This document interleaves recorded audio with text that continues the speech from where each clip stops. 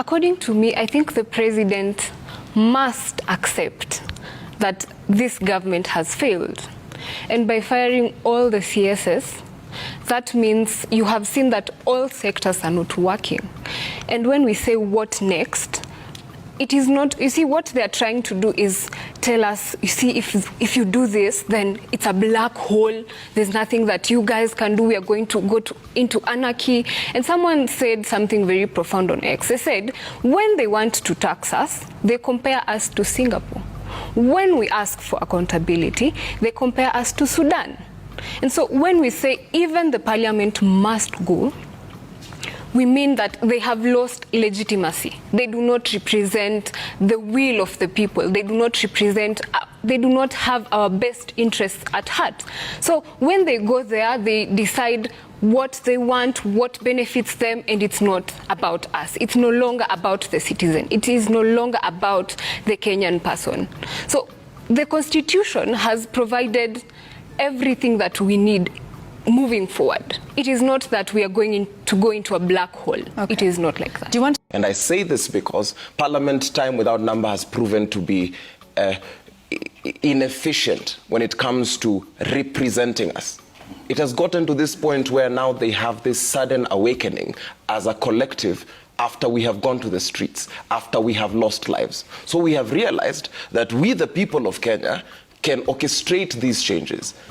From where I sit and from where a lot of the youth sit, this parliament is unconstitutional. It is not an impossibility that we could just decide to overhaul this whole thing and do this thing right.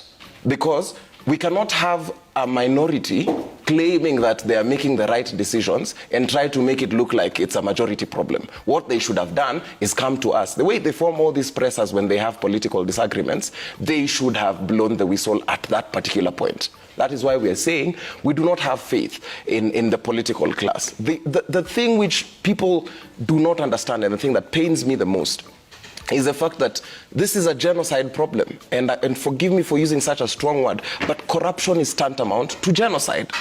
Because when you loot funds that are supposed to take to be for farmers or for the education of a child or for Linda Mama, you are effectively ensuring that there's a child who will not make it into life. There's a child who will lose to hunger. There's a youth who will be lost to theft. The political class needs to stop politicking and start doing representation, because it does not matter if it is anything to do with good governance clips, or as an influencer, as a content creator, we do that for free.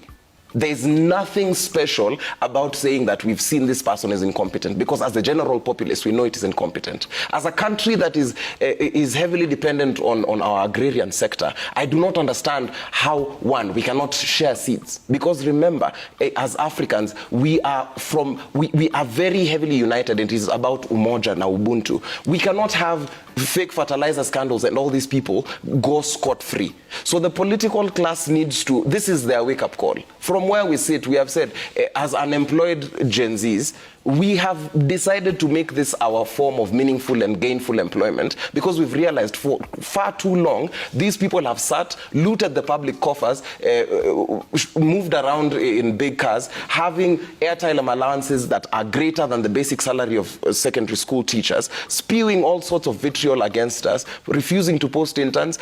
IDs cost however much they cost. Part of the things they should be agitating for is the IDs to be restored to, we need to be paying 100 shillings for getting these IDs. Certificates of good conduct need to be available. This NGCDF thing that people are consistently giving to constituencies, remove that burden, because that's what they think they're doing us a favor by giving us a check of 10,000 shillings for school fees. Return it to national government. The amount of money they loot, you can make education free. We do not need thought leaders, we do not need subcommittees for this to run efficiently. What we are asking is for this government to run efficiently. And if they continue politicking, we will continue to agitate until all these things are addressed. Of political tokenism. We want to work. We are ready to work. And since this protest started, we have not seen any youth stand up and say, you know what, guys, I want to be given this political position. There's a difference between a madman and a foolish man.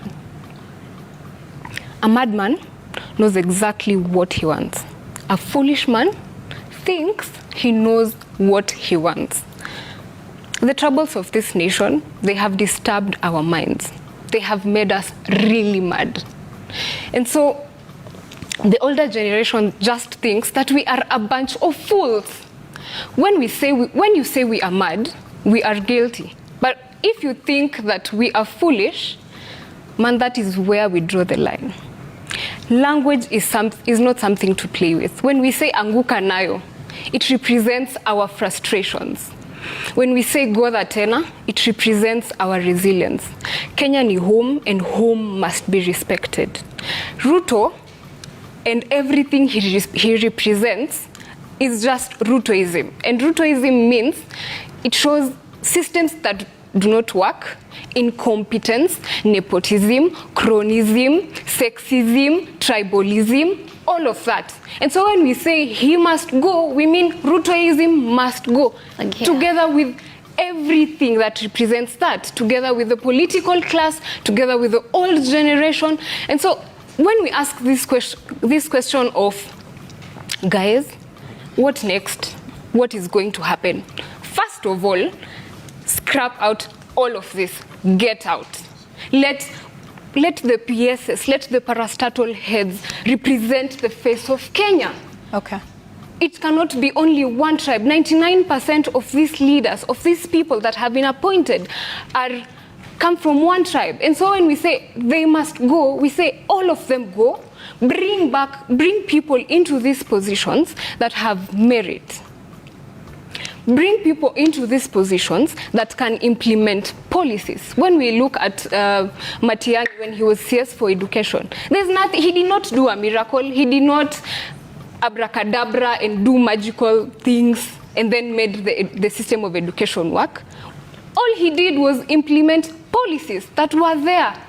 Should Matiang'i make a comeback? No, absolutely not. not. All right. Yeah. No, just, I am not saying he should come back. I am saying these people, when they are appointed, should implement the policies that are in those ministries. I'm not saying he's an angel. I'm just saying he implemented those policies. And lastly, they should follow the rule of law. The Constitution is what stands for Kenya. The Constitution is what stands for you, for me, for everyone. And so when we get corrupt leaders that we have now that we say must go, they must. Mimi nataka kumueleza Bwana William Ruto. Sisi tulikupa kazi na tunakulipa kufanya hiyo kazi. Na hiyo kazi sio kuchukua bunduki ambayo imenunuliwa na mali ya umma kutuua vijana wa Kenya ati kwa sababu tunakuuliza maswali, mbona mnauza Kenya na hamtuambii kwamba inauzwa. Nataka nimwambie William Ruto hivi. Wako wa Kenya zaidi ya 50 million ambao wanaweza kufanya hiyo kazi ya urais. Kama amechoka, atupatie nafasi. Tuende tumalize ufisadi, tuende tutengeneze job opportunities ya vijana wa Kenya.